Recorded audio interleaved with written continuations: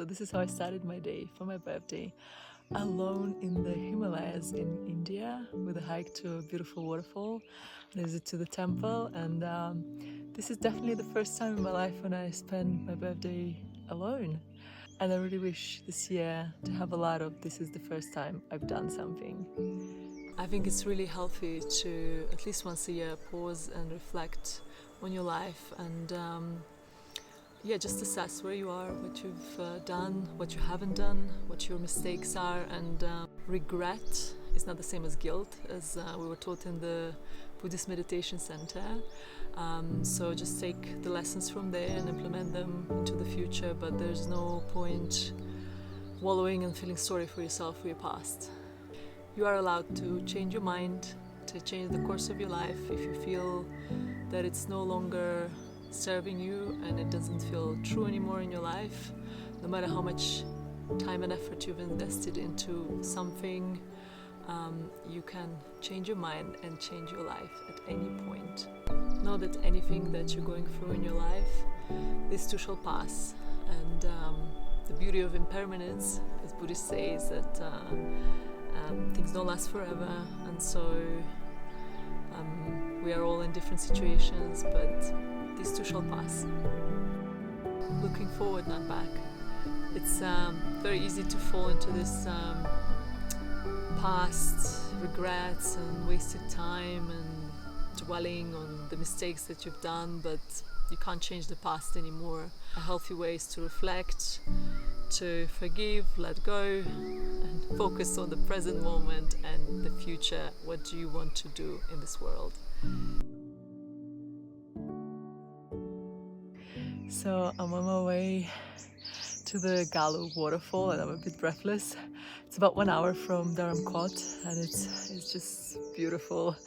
And it's funny, my mom wrote to me to be careful if there's any wild animals, and to be honest, it wouldn't even cross my mind. But yesterday I was chatting to the Airbnb owner and she mentioned if you go too early at around 5:30, the leopards go to drink the water from the waterfall.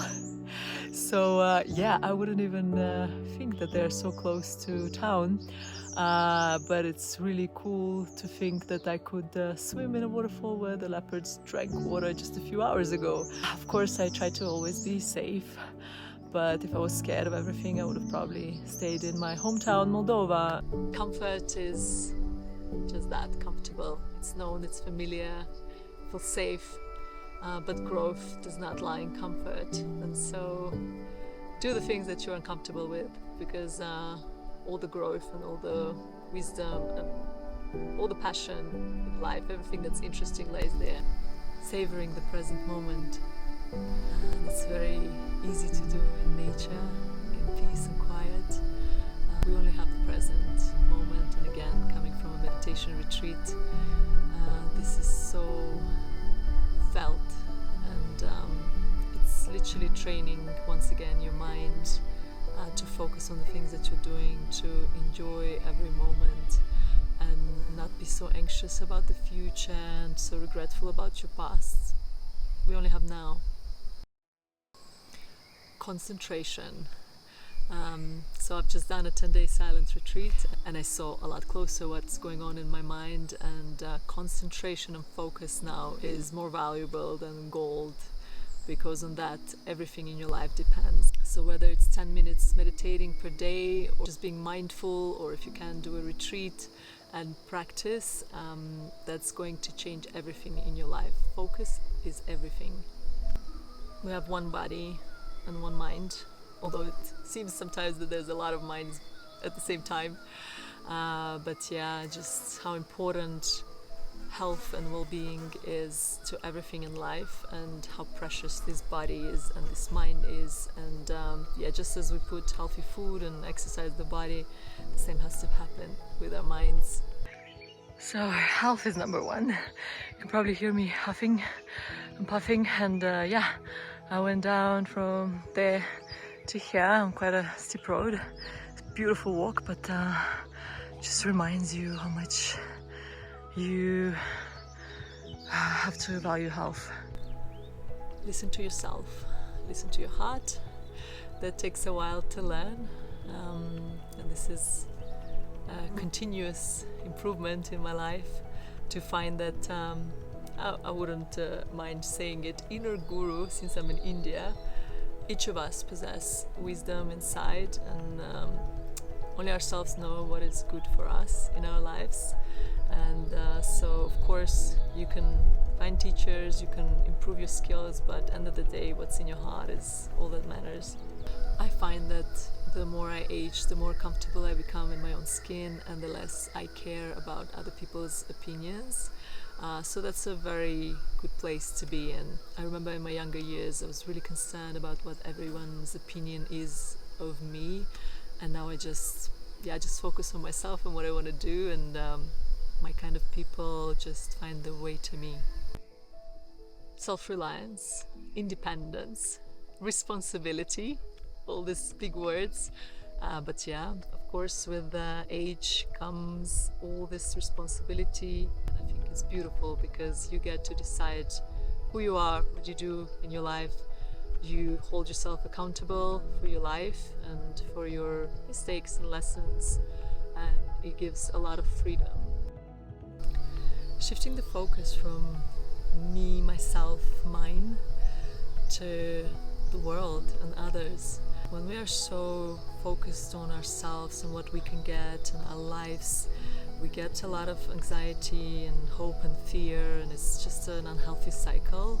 When you open your mind to what can I actually do in this world that's benefiting others, how can I help others, it actually benefits you as well, because there's no such anxiety. So it really opens you up to the whole world, and your focus gets much more open, and it's just easier on yourself and also beneficial for others. So it's a win-win. We all know the saying that when you point a finger, four of them point at yourself. And so it's completely futile to be blaming the whole world, the economy. We all have very different circumstances, but I think that blaming and showing anger and negative emotion towards everyone around you and the world is not going to solve any issues. In this day and age of social media, comparing yourself to others is very unhealthy. Rather than looking at other people's lives, just focus on yourself and your life and who you've been in the past and who you are now and where you want to go from there. It's never too late. It's never too late to get another job, to start a business, to travel the world, to go to India, starting to sing, starting a YouTube channel, learning lots of things. Whatever it is, it's never too late. And just follow your passions and go after what you want. Persistence. It's very easy to get really distracted in this world. There's a lot of things that one can do, but valuing, building your skill, building your passion, your work, it's a marathon. It's not a one-time thing, and valuing this long-term commitments over short-term gains, I think is a superpower nowadays. Incremental change, small steps every day to become a little bit better, a little bit more loving, and to improve your skills, to live more truthfully to yourself. Self-esteem and confidence and believing in yourself. As my teacher said, we have a pandemic in the world with people feeling victimhood and feeling bad about themselves, not believing in themselves, and it's really not needed. And so cultivating this belief in yourself and patience also, that things could take time, change can take time, growth takes time. So just reminding yourself always that you are a good person and you want to do good, even if you do mistakes, always focusing on what you can become and what you'd like to become, and focusing on how can you make the world a better place. Personal definition of success. For someone it has to be billions of dollars, for someone a simple life. Whatever it is that you choose, just as long as you are happy and peaceful inside, that's all that matters. Learn to enjoy your own solitude. I think it's really important to learn to be alone, to enjoy your solitude. to learn about yourself, to reflect what's going on inside, and to be your best friend, be your best supporter. You can't run away from yourself. And it's a beautiful path of self-knowledge, of getting to know you, the real you. And this is beautifully explored in solitude, of course with other people as well. First times, we often habitually do the same things over and over again. We have these rules for our lives. I do that, but I don't do that, but said who?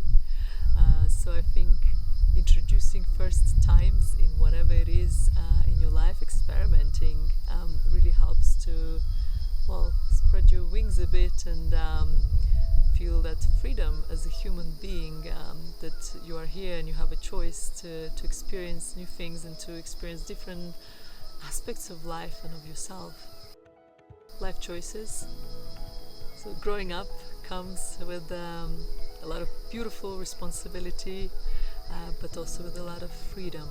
At least it should. Being independent in your own decisions in your life. Only you can know what is right for yourself at every moment. Valuing experiences and memories over possessions. I am in India, I'm in the Himalayas, I've done a meditation retreat, I'm meeting all these amazing people here. This is what I'm going to remember. I did buy a small shawl just as a memory because, yeah, I still like pretty things, but in general, of course, it's the memories and it's the people you meet, and I would swap a trip or a beautiful adventure any day for a piece of clothing. Feeling young and open to life, to life's opportunities. When we're so fixed in our ways, in our mind, we're settled, we're not really seeing what's around us and what other things could enhance our lives and what new things we could try. And so I think strong passion for life is what keeps us truly young and alive. Age is just a number. I don't feel like my age. I don't think I look like my age. And so I decided that I'm turning 29 this year, so I'm not even 30 yet. And who's gonna stop me? Gratitude for everything in our lives. And it's a beautiful practice, and I say practice because I feel like we all need more gratitude in our lives, and our surroundings, the media, and just the way we're built is to notice and focus on the negatives and what we lack. And so it's retraining our minds every single day to notice the abundance and what we have in our lives. So actively appreciating, noticing all the goodness in the world and in our lives and expressing it to others creates a ripple effect. One of those moments where you tear up from the overwhelming beauty that surrounds you, from the peace, nature, and just a really deep appreciation for being alive. And since I'm being very unconventional this year, I decided to offer myself this delicious Indian mango with a candle as a breakfast after my hike. And this year, in the spirit of Buddhism and what I've learned in my retreat, I would like to wish all sentient beings in this world to be free of suffering and be truly happy. Getting emotional there. And I'm not going to show how I'm eating it because this is going to get messy. And I really enjoyed my solitude now, half a day. I will celebrate with some friends from Tashita tonight for dinner.